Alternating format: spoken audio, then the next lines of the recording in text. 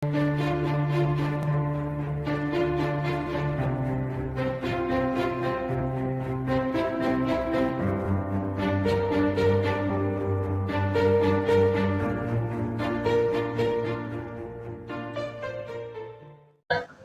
Bapak Dr. Seno, selagi beliau bisa hadir di sini, kami persilakan Bapak Ibu.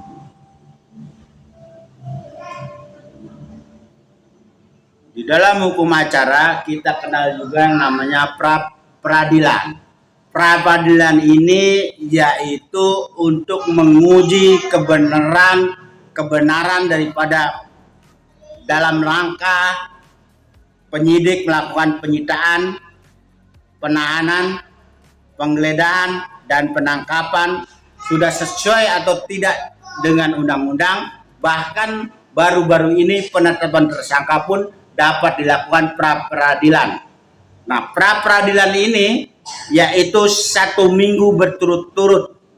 Hukum acaranya mirip dengan hukum acara keperdataan. Begitu. Nah, ini tambahan daripada hukum acara yang kita kenal yaitu prapit. Jadi ke depan para lawyer atau para kandidat lawyer yang cerdas cendekia, apabila nanti klien-klien saudara di dalam menerima ketidakadilan di dalam proses hukum dapat melakukan pra-peradilan. Ini diatur di dalam hukum acara pidana di Indonesia. Dibenarkan menurut norma hukum apabila adanya ketidakadilan yang dilakukan oleh aparat penegak hukum. Saya rasa demikian masukannya. Silakan bila ada pertanyaan.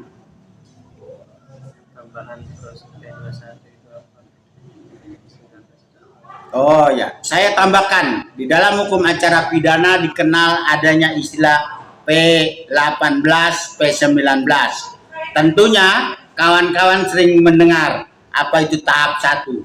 Tahap 1 adalah sesudah proses berita acara pemberkasan, maka penyidik menyerahkan berkasnya kepada JPU untuk diteliti. Itu namanya tahap 1.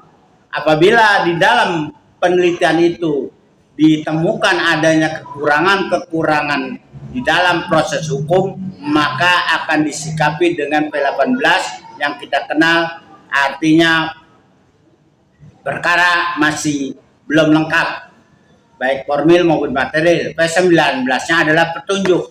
Tetapi apabila di dalam proses itu dianggap formil materialnya telah lengkap, maka JPU memberikan surat P21.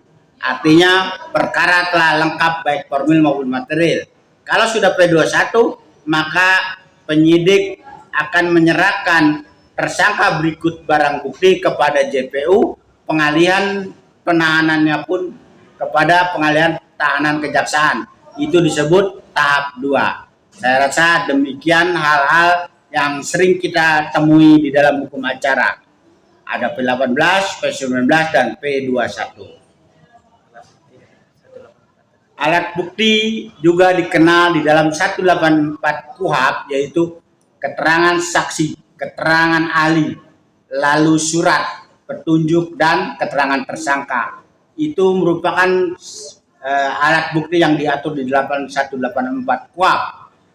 Namun di dalam sebuah penetapan tersangka cukup minimal 2 alat bukti dan keyakinan hakim, yaitu diatur di pasal 183 KUHP.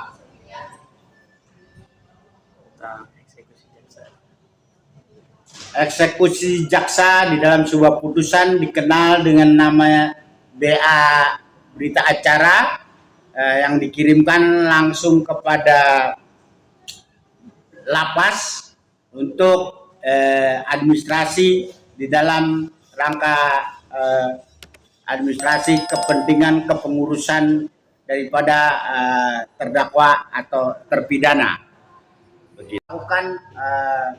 Melakukan penyempurnaan dari berkas tersebut. Nah, kalau P21 adalah bahwa telah terpenuhi formil dan material, itu namanya pra-adjudikasi atau pra-penuntutan. Sementara penuntutannya adalah tahap 2, yaitu proses pembuatan surat dakwaan dan sebagainya, lalu dilimpahkan kepada pengadilan. Jadi beda pra-adjudikasi dengan adjudikasi itu aja. Jadi kalau di pra penuntutan dan penuntutan, saya rasa demikian, Pak, simple.